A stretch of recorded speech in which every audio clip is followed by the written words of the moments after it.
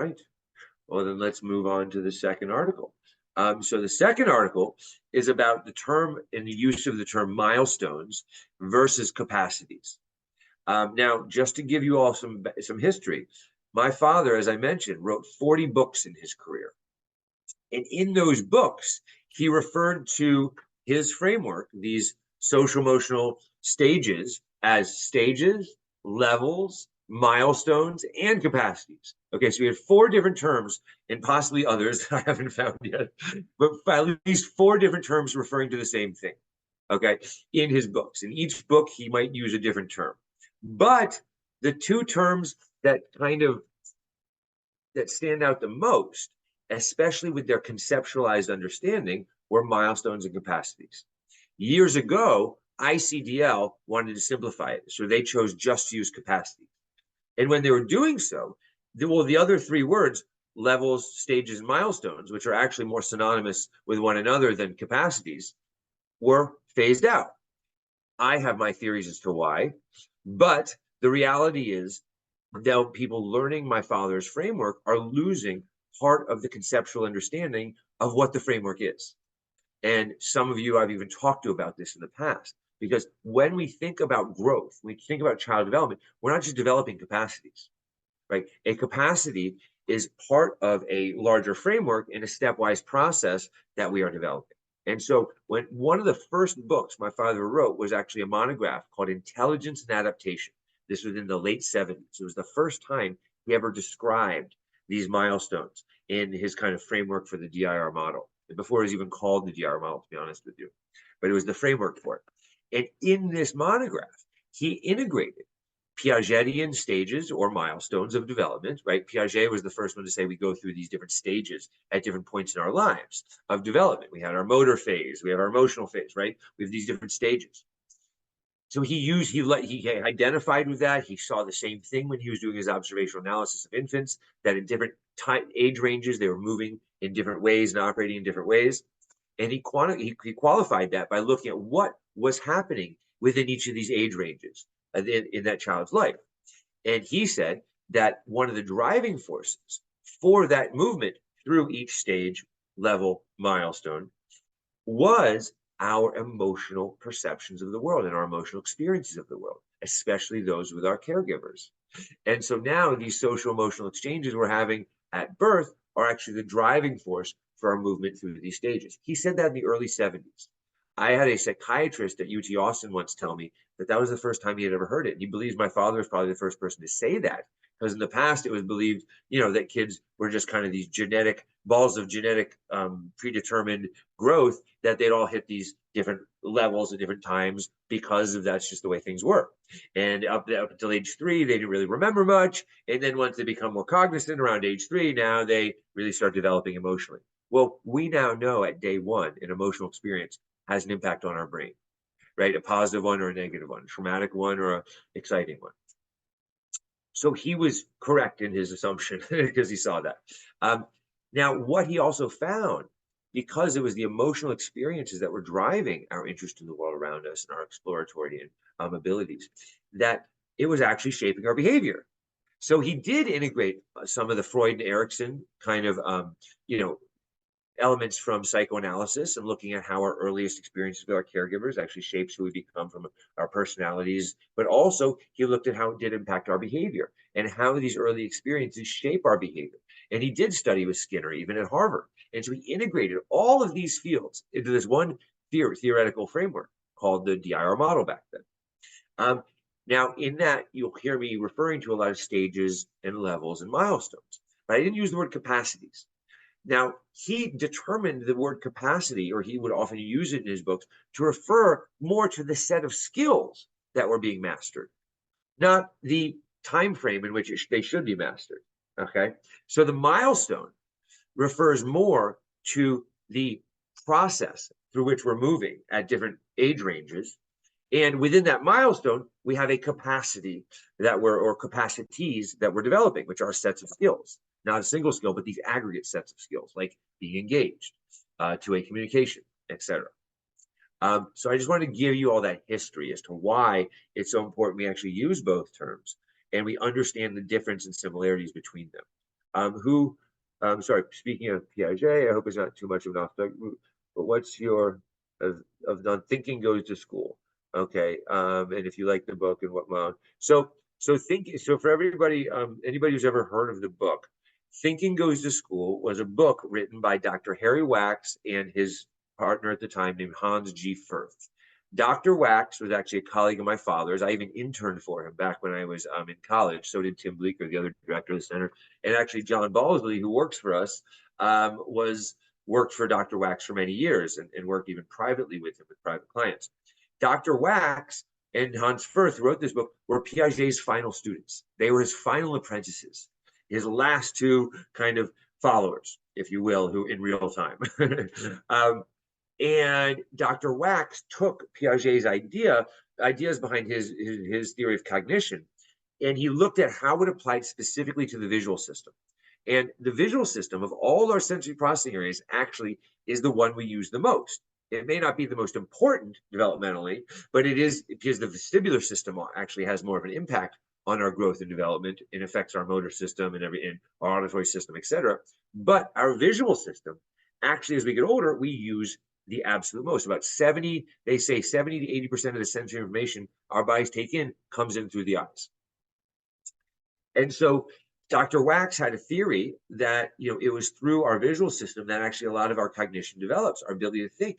And he developed his own framework of cognition called visual cognitive therapy instead of vision therapy, which is what Dr. Wax and what John Balsley and them do is different from traditional vision therapy. So I actually have the book. I read the book. I like the book. I learned the activities. I think it's a fantastic framework. I think you just got to make sure that you're meeting the child at their level, right? It's not about getting them to do the task. It's about making sure their spatial processing is developing. And if it's delayed, we're doing activities to strengthen it. But yeah, it can always be integrated, even basic activities. I mean, even just moving pendulums, playing different games like that to work on visual tracking and convergence and divergence. A lot of kids with visual sensitivities have poor visual processing, especially for kids who have trouble sustaining eye contact. Their convergence and divergence, as well as visual tracking, can be off. So the world around them seems a little more disorganized because they can't fluidly look around space and take it all in and create a big picture. They're seeing all the trees, but not the forest, as my father and Dr. Wax, who wrote the book, used to say. But yeah, any questions about kind of milestones versus capacities? Anyway, I just basically talked all about it. Any other thoughts or questions? All right, I kind of slotted about 5 more minutes for this discussion tonight. Are there other questions from the articles or from other aspects of floor time that you all have that you wanted to talk about today?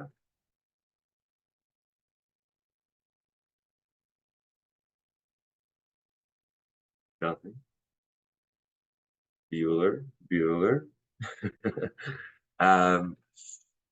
Let's see. Is there anybody who's new today? Is there anybody who today's their first discussion who would just like to maybe say a few words and introduce yourself and talk about what floor time is, how it's relevant in your life?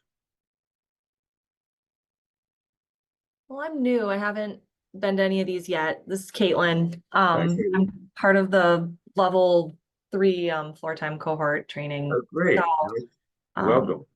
Coming to try to soak in any bit of information I can. Good. No, I appreciate that. Listen, I have access to a lot of my father's resources. I unfortunately sometimes in going through them and editing them, or trying to pick stuff out for a newsletter or things like that. And I'm constantly, I mean, no matter how many times I've seen something or listened to something, every time you hear it, you pick up something different. And so I'm glad you're here and have gone through the training, but you're here to get more, because the more time you hear this stuff, the more little pieces sink in. And most importantly, what I'm hoping you'll take from these articles, because this is what I do with our staff, is I want you to think about, how do these principles apply to your kids who are your personal kids or kids you're working with? And I want you to think about how this applies in real life, because there's always going to be a connection to our own practice or our own lives about how we can be using these principles, especially the first one with interdependence versus independence. I mean, that's a direct correlation with kind of application. The latter is more conceptualized, but Mhm. but nonetheless, I'm glad you're here. So thank you.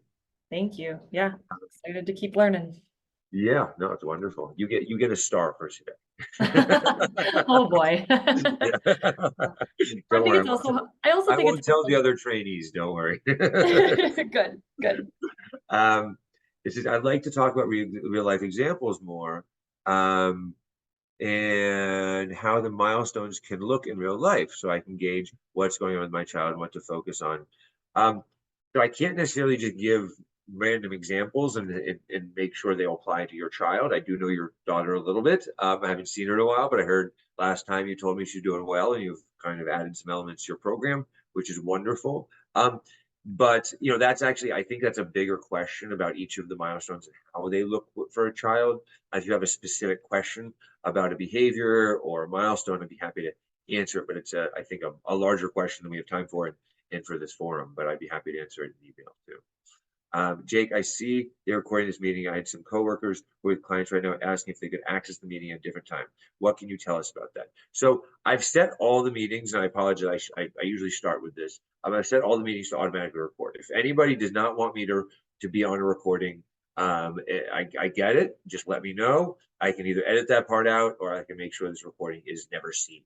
But ideally, what I'd like to do is make these available for that purpose, so that other people can listen to these conversations and get the same kind of experience that you have had of just deepening your knowledge. And we'll have, at the end of this, we should have 9 different meetings that we can have on a web page somewhere at stanleygreenspan.com that can be accessible for you all and other people. So yeah, I would love to do something like that. Maybe we can even get them transcribed, or just get the relevant pieces transcribed. But again, I think it's nice to have an audio and a video if possible. Any other questions or concerns or thoughts? All right. Now, just for all of you that have been to these, every 2 weeks they rotate, right? So this one is at 6, so it won't be another month until we do a 6 p.m. one, but the next one is at 8 in the morning on Wednesday in 2 weeks.